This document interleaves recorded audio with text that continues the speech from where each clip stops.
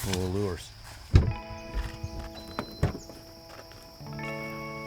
All right, now let's see if we could jump a deer out of here and get the daylight scared out of me, as usual. We'll do a tick check later. This is one of my all-time favorite crankbaits that I think Bomber ever made. It's the Square A. This is a shallow running crankbait. It's just so edible. I would prefer to throw this than a spinnerbait any day of the week, where conditions dictate. It doesn't hang up, and when it crawls over a branch and it kicks to the side, and you see that bass come up from that tree and eat that thing, it's heart-stopping. Oh, there he is. See the muskrat? Dude, let me snag him and see what the silver thread can do. Usually the muddier conditions will put him shallower. I always design lures to fish with. The first time I ever fly fished in the ocean, this school of bait fish swam by me, and I stared at them, and I looked at the colors they had, and I looked at how they looked in the water. I got out, I ran back to the condo, and I started whipping up these flies like crazy. Went out there and absolutely slaughtered them. In my Bassmaster's career, I did exactly the same thing with fishing lures.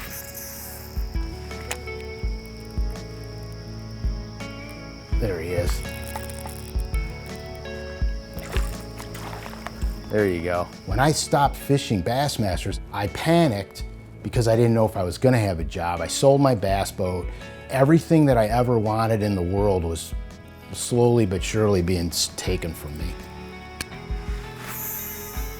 So I go work for my brother, and I walk in the body shop, and he's explaining, you know, this is where we wet sand and rub and buff cars. This is the paint booth, and this is where we mix all the paints. And he opens these two doors, and it was like, wah! This light goes off, and I went, oh my God, dude.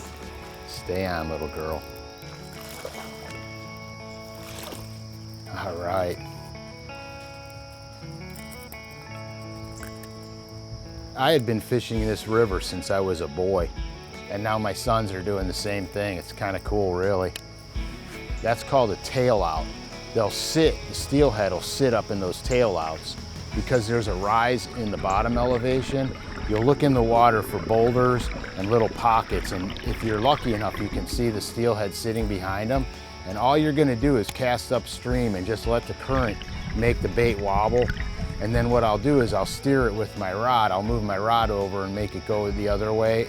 It drives the steelhead crazy, especially when they're on their beds. And they'll just sit there effortlessly in that current. And that's where they kind of spawn.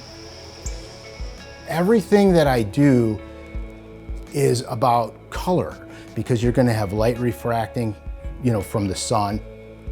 Tingy green, clear water is gonna tint the bait different. And when you go up north and the water's crystal clear and you can see down 15 feet, you need those transparent colors. I design them with that concept in mind.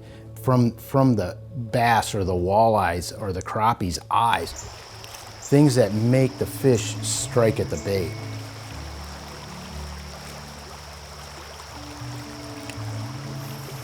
Some of the strikes, dude, they're ferocious.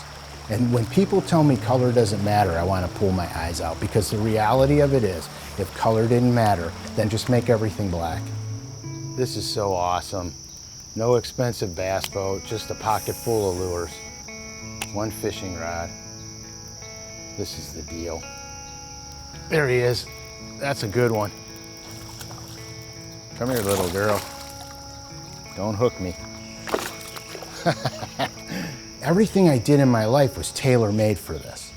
If you stay focused on what you really love to do in life, everything just seems to, you know, go like that. It's like to create a color that works in Ohio, that'll work in New York, that'll work in Florida. These smallmouth are crazy. They're hitting right at my feet. People are catching fish that I want to catch someday, and they're catching them on colors that some dude in Cleveland, Ohio created in his basement. You know what I'm saying? It's unbelievable. That is awesome. I can't even believe this.